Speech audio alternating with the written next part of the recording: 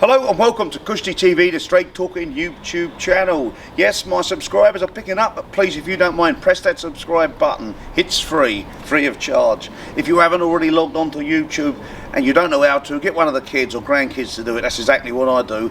And yeah, I'm looking for some subscribers to keep some, hopefully, what I think is good content and many of my subscribers. Yes, okay, so today's story brings in the greatest ever boxing heavyweight of all time and the greatest ever unlicensed heavyweight of all time. Yes, so we start with the Louisville Lip, originally known as Muhammad Ali, first Cassius Clay early on, yeah, and we're going to jump to the year 1971, and I think he was about 29 years of age. Right in his prime was Muhammad Ali, the greatest. We know he had three of the best fighting years robbed from him.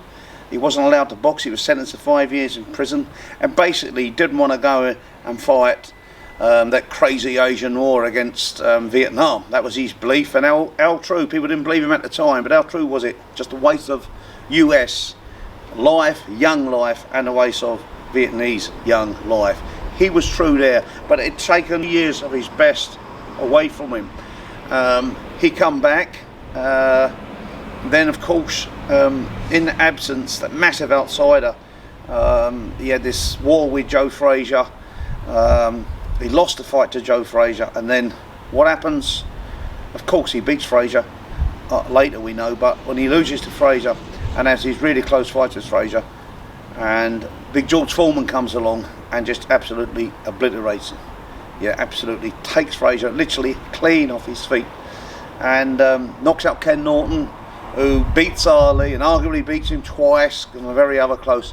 So of course, when he faced him in the Thriller in Manila, Ali had little to no chance. But the greatest, he's great for a reason. He knew exactly what he was doing.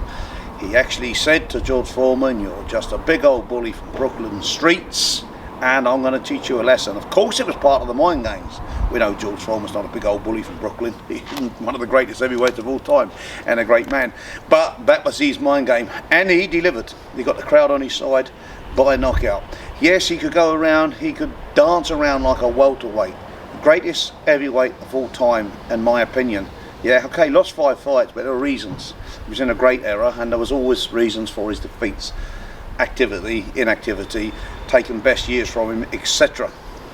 So here we have the greatest boxer, and who is the greatest heavyweight unlicensed boxer? Arguably it is Cliff Fields. Is the man I'm going to bring into focus.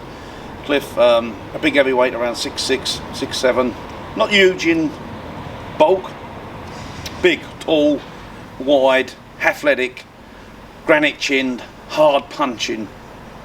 Fields unfortunately cut easy, but we had a good, successful professional career, and arguably had he beaten Richard Dunn, he would have been on the way to fight Ali as a professional, but he had fought Lenny the Governor McLean twice. The first time he knocked Lenny out in 1 round and out the ring, and in the second occasion, all credit to Lenny, if a man knocks you out, he's then taken a return fight. So all credit to the Governor McLean.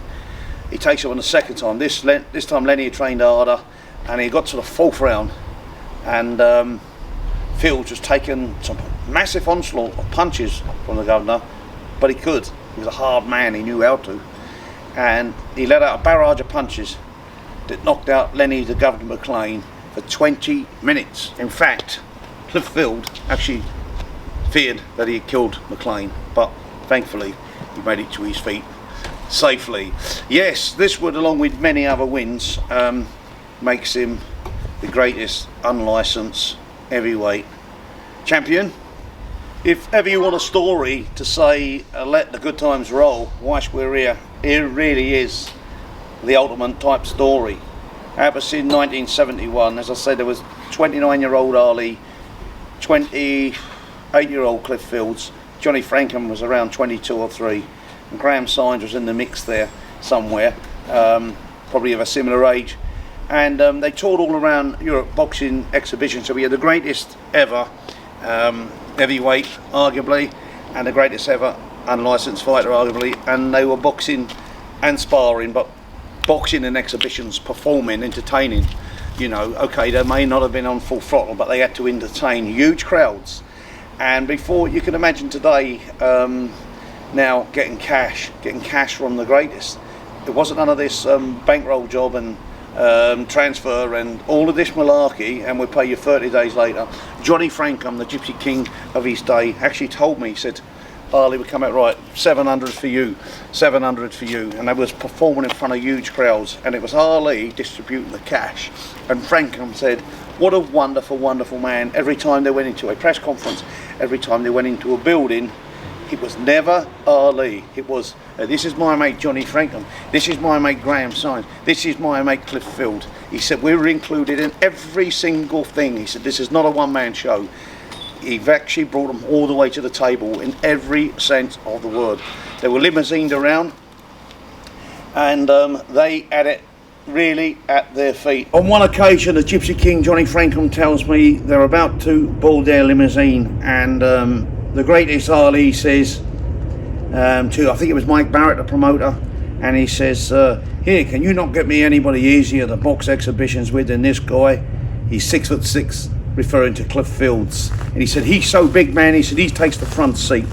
And they all boarded this beautiful top of the range white limousine, yeah, Harley, Frankham, Symes and Cliff Fields in the front, and they just drifted into the sunset with the best years lay ahead of them. So when we went forward from 1971, the greatest moment still lay ahead for both Fields and Harley. So Harley knocking out Foreman some years later, and Fields knocking out McLean. But we moved the clock a little more forward in 1984, just 1 year apart in age, these two greatest heavyweights. Harley's downhill turn was starting to take when he was diagnosed with Parkinson's disease. Yeah, officially, few signs there earlier he had it, but nobody picked up, or should have, but didn't pick up enough. Yeah, so his health went into decline, unfortunately.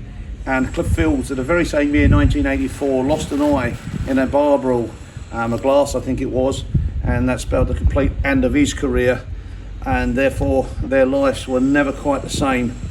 Yeah, and for Fields it was drink and people taking liberties, etc., with a man that's way past his best when he wasn't able to defend himself anymore, bless him. And he lived until 2010, and to what was quite a sad ending, really. Although he didn't see it, I think he was quite an upbeat bloke and still enjoyed himself.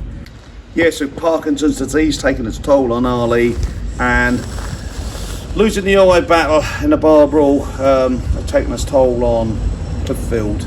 Yes, we can see there's a sad finish, but let's not get too sad on these two greats, because they wouldn't want us to. And the thing is, some people don't have the opportunity to, but they surely lived that ride. I just go back to that moment in 1971 when Harley has just said to Cliff Fields, you take the front seat, man. Can you imagine how the unlicensed champ felt?